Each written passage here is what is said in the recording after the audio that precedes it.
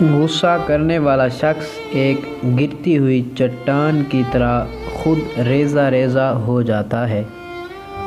Sinica نے کہا ہے، غصہ ایک قسم کا پاگل پن ہے کیونکہ ہم غیر ضروری چیزوں کو بہت زیادہ اہمیت دیتے ہیں۔ آپ یہ سن کر حیران ہوں گے کہ انہوں نے یہ اخذ کیا ہے کہ غصہ صرف چند سیکنڈز کا ہوتا ہے۔ ہمارا غصہ اس وقت ختم ہو جاتا ہے جب ہم کسی حادثے کو دوبارہ یاد نہیں کرتے۔ یہ ہمارے فیصلے ہیں جو غصے کا سبب بنتے ہیں۔ حادثات لوگوں کو پریشان نہیں کرتے بلکہ ان حادثات کے بارے میں کیے جانے والے فیصلے پریشان کن ہوتے ہیں۔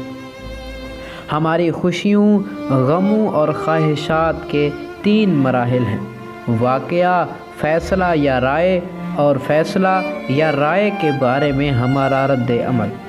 ہم اپنے فیصلوں کو کس طرح سنبھالتے ہیں یہ ہمارے غصے کے ظاہر ہونے یا ختم ہونے کے درمیان فرق کرتا ہے۔ واقعہ یا حادثہ ہمارے اختیار سے باہر ہے لیکن ہمارا رد عمل مکمل طور پر ہمارے اختیار میں ہے۔ انہوں نے کہا، زندگی میں رکاوٹیں آتی ہیں۔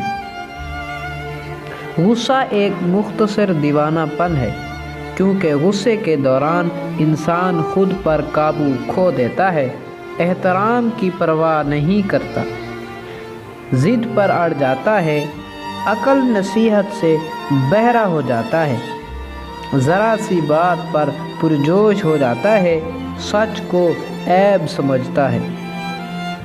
سینیکا نے اس بات پر زور دیا ہے کہ ہم غلطیاں کرنے والے لوگ ہیں جو دوسرے لوگوں کے درمیان رہ کر